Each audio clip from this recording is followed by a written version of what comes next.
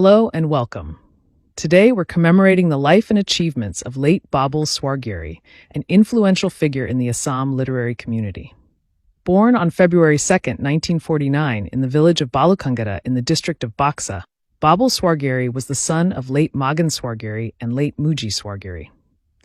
His educational journey began at Namati Maja Primary School and continued at Namati Maja Secondary School.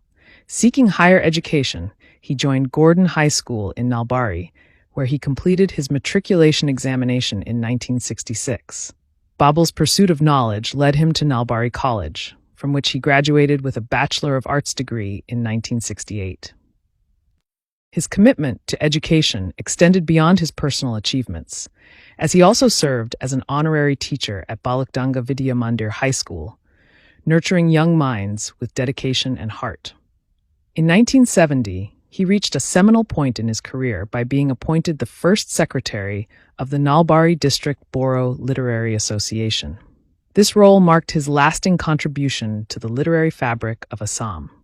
Let's celebrate the life of late Babul Swargiary, who left an indelible impression on our cultural heritage.